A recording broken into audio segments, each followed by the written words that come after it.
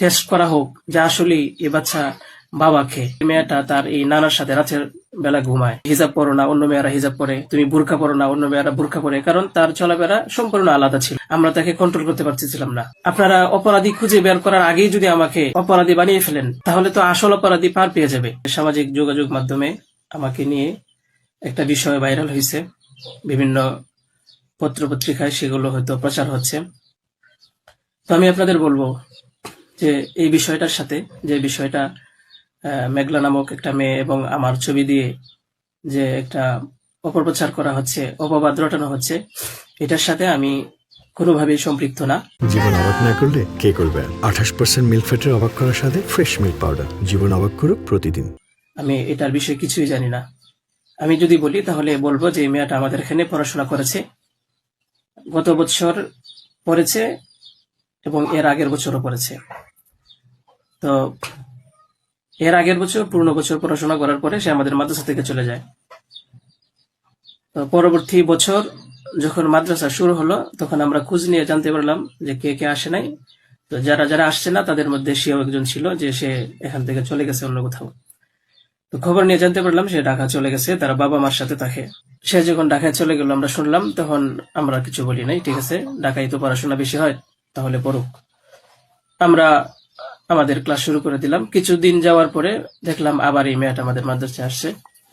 তো আসার পরে জিজ্ঞাসা করা হলো যে কেন, কি অবস্থা, কোথা থেকে আসছো? সে বললো যে ঢাকায় চলে গেছিলাম, এখন নানা ভাই জোর করে নিয়ে আসছে আমারে। আমি আসতে চাইছিলাম না, আমাকে জোর করে নিয়ে আসছে নানা ভাই। দেশবাসী, আমি আপনাদের সাথে শুধু এই কথাটাই বলতে চাই যে যে মেয়েটা এখানে আসতে চাচ্ছিল না, তাকে কেন জোর করে আনা হলো? তাকে জোর করে আনার পিছনে কি কারণ ছিল বা তার কি স্বার্থ ছিল? পরবর্তীতে আমরা এটাও জানতে পারি যে এই মেয়েটা তার এই নানার সাথে রাতের বেলা ঘুমায়। সে নিজেই বলছে। কেন বলছে? যখন আমরা জিজ্ঞাসা করলাম যে তুমি হিজাব পরো না, অন্য মেয়েরা হিজাব পরে, তুমি বুরকা পরো না, অন্য মেয়েরা বুরকা পরে, কারণ তার চলাফেরা সম্পূর্ণ আলাদা ছিল। আপনারা চাইলে গ্রামে গিয়ে মাদ্রাসার ছাত্রছাত্রী যারা আছে তাদের সাথে কথা বলে দেখতে পারেন যে সে সম্পূর্ণ আলাদা ছিল। তার কোনো কিছুই আমাদের কমনের ভিতরে ছিল না, আমরা তাকে কন্ট্রোল করতে পারতেছিলাম না। কিছুদিন থাকার পরে আমরা ভাবলাম যে হয়তো তাকে আমরা রাখতে পারবো না, কারণ আমরা তাকে কন্ট্রোল করতে পারছি না। হয়তো মেয়েটা অন্য কোথাও গিয়ে যদি কন্ট্রোলে থাকতে পারে, পড়াশোনা করে, তাহলে এটা তার জন্য ভালো। তাই আমরা তার গার্জেনের কাছে বললাম, তার মাকে আমরা বুঝাইয়া বললাম।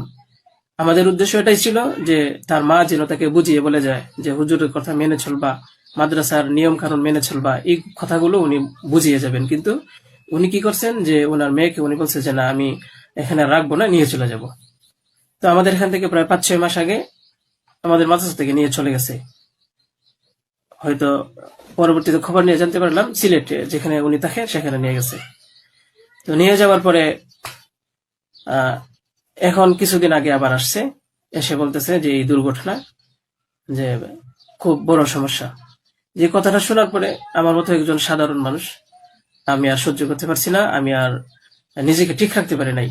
আমি একেবারে অসুস্থ হয়ে পড়ছি। কারণ আপনারা হয়তো জানেন যে অনেকেই, আমার ফ্যামিলি আছে, আমার বাচ্চা আছে, আমার বিবি সাহেব আছে, আমার আত্মীয় স্বজন আছে। আপনারা বলুন তো, আমার নামে যে বিষয়টা প্রচার হচ্ছে, এটা আমার ফ্যামিলির লোকেরা দেখে আমাকে কি বলছে, কি ভাবছে?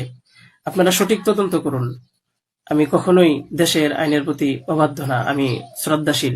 দেশের আইন আছে, সে আইন সঠিক অপরাধী যে তাকে খুঁজে বের করবে। আপনারা অপরাধী খুঁজে বের করার আগেই যদি আমাকে অপরাধী বানিয়ে ফেলেন, তাহলে তো আসল অপরাধী পার পেয়ে যাবে। টেস্ট করা হোক যে আসলে এ বাচ্চা বাবাকে। আপনারা আমাকে টেক দিচ্ছেন, বিভিন্ন পত্রপত্রিকায়, টেলিভিশনে বলা হচ্ছে। আমি আপনাদের কাছে শুধু এই কথাইগুলোই বলবো যে আল্লাহ তাআলার বিচারের উপরে যদি শ্রদ্ধাশীল থাকেন, এই বিশ্বাস করেন, তাহলে আমাকে নিয়ে আর এরকম কাজ করবেন না। আপনারা সঠিক তদন্ত করে সঠিক অপরাধীকে খুঁজে বের করুন।